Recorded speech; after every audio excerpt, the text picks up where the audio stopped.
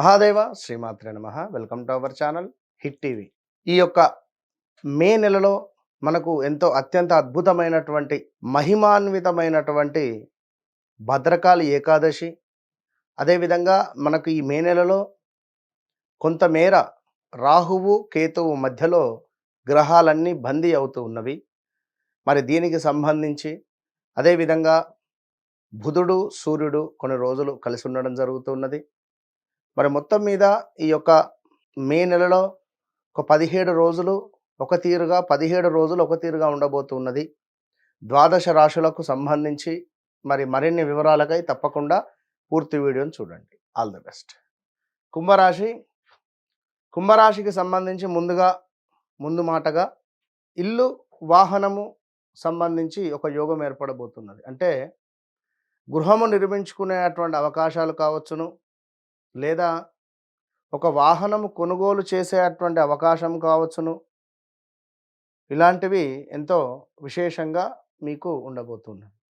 రెండవది ఫ్యామిలీకి సంబంధించి కొంత సరదాగా ఇంట్లో ఉండేటువంటి ఫ్యామిలీ కుటుంబానికి సంబంధించి హ్యాపీ హోమ్గా కానీ చాలా హ్యాపీగా గడిచేటువంటి విధంగా మీకు ఈ నెల ఉండబోతున్నది హ్యాపీనెస్గా. పాత సమస్యలకు ముగింపు అనుకోండి ఈ నెల మీరు అనుకోవాల్సింది. నాలుగవది పెట్టుబడులు ఏవైతే ఉన్నాయో అవి అత్యంత అద్భుతంగా సక్సెస్గా ముందుకు వెళ్ళే పరిస్థితి ఉన్నది. ఐదవది మీకు ఒక స్థిరత్వం అనేటువంటిది ఏర్పడబోతున్నది. సో చాలా సంతోష కలిగినటువంటి విషయాలు ఇవి 5 మాత్రము. ఈ 5 విషయాలలో సుమారుగా 5 విషయాలు మాత్రం జరుగుతుంది. మరి ఇవి కాకుండా ఇంకా కొంత మైనస్లు, కొంత ప్లస్లు కూడా ఉన్నవి. సో కుంభరాశి అనగానే మనకు మరి ఈ నెల పంచమాతు గురువు ఉన్నాడు కనుక మనోవాంఛ సిద్ధి, దైవానుగ్రహము, చక్కగా ఐశ్వర్య ప్రాప్తి, కార్య అనుకూలత, బంధుమిత్రుల వృద్ధి, సంతానం కాని వారికి సంతాన యోగం ఏర్పడేటువంటి పరిస్థితి ఉన్నది. సో మరొక విషయం ఏమిటయ్యా అంటే మరి ఇక్కడ దుష్టులతో అకారణంగానే కొన్ని కలహాలు ఏర్పడే పరిస్థితి ఉంటుంది. ఇది గమనించుకోగలరు. ప్రమాదాలు, వాహన ప్రమాదాలు, అత్తగారింటి తరపు నుండి కొన్ని చివాట్లు కానీ స్త్రీలకు లేదా పురుషులకు, లేదా కొంత విలువ తక్కువ అయ్యేటువంటి మాటలు కానీ ఇలాంటివి కొన్ని ఉండబోతున్నవి.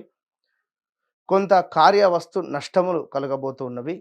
దుర్బలత్వము, తేజో క్షీణత ఏర్పడి అటు పిమ్మట ఎప్పుడైతే మే 15 తారీఖు దాటిన తర్వాత సర్వకార్యసిద్ధి, అనూహ్య ధనప్రాప్తి, చక్కటి ఆరోగ్యము, మంచి సుఖమైనటువంటి జీవనము ఉండబోతున్నది. 15 రోజుల పాటు చాలా జాగ్రత్తగా ఉండాలి.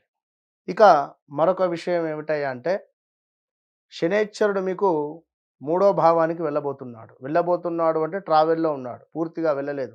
మళ్ళీ ఇక్కడ నన్ను తప్పుపడతారు.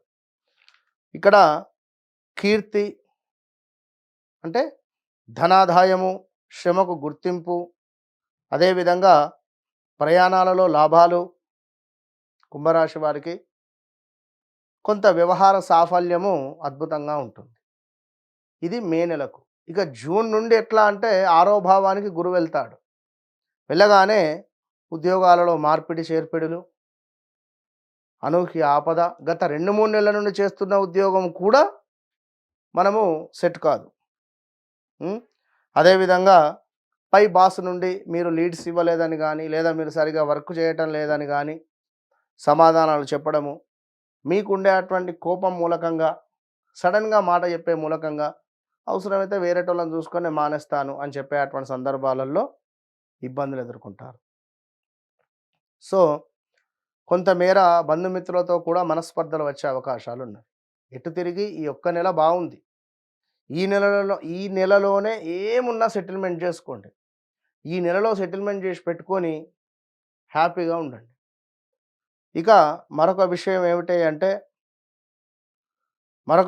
ఏమిటి అంటే అందరి వలన కొంత ఆనందము, అదేవిధంగా వ్యాపార భాగస్వాముల వలన నష్టములు, జీవనాధార నష్టము, వ్యయ ప్రయాసలు ఉన్నవి.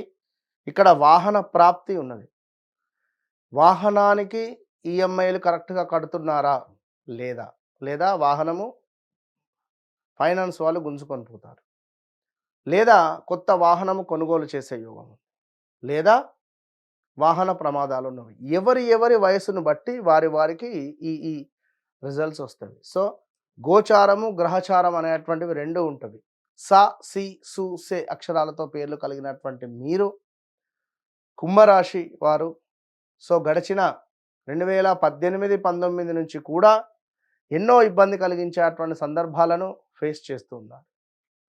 మరి ఈ కుంభరాశి వారు మెడికల్ రంగంలో కావచ్చును, ఫైనాన్స్ రిలేటెడ్ కావచ్చును, డబ్బులు ఎవరికైనా అప్పులు ఇవ్వడము, అందులో ఇరుక్కపోవడాలు కావచ్చును, చేసే ఇనుము రిలేటెడ్ వారికి కొంత ఇప్పుడున్న సందర్భాలలో ఇబ్బందులు ఏర్పడే సందర్భం కావచ్చును, ఎవరికైనా డబ్బులు ఇచ్చి సమయానికి రాక ఇబ్బందులు ఏదైనా కావచ్చును. ఇలాంటి సమస్యలకు తప్పకుండా మీ వ్యక్తిగత జాతకాన్ని చెక్ చేసుకొని ముందుకు వెళ్ళాలి. మరి వ్యక్తిగత జాతకాన్ని చెక్ చేసుకొని ముందుకు వెళ్ళడం ద్వారా మనకు అద్భుతమైనటువంటి అవకాశాలు ఏర్పడతవి. సో, జరిగింది, జరుగుతుంది, జరగబోయేది ఈ విషయాలకై వన్స్ నన్ను కలవక ముందు, నన్ను కలిసిన తర్వాత అనేటువంటిది మీ లైఫ్ టైం గుర్తుండిపోతుంది. ఇది 100కు 200%. సో, కుంభరాశి వారు శ్రీరామ రక్షా స్తోత్రాన్ని చదువుకోండి. కుదిరితే ఎక్కడైనా అపమృత్యు హోమం చేస్తే ఎవరైనా అక్కడ పాల్గొనే ప్రయత్నం చేయండి. So, all the best.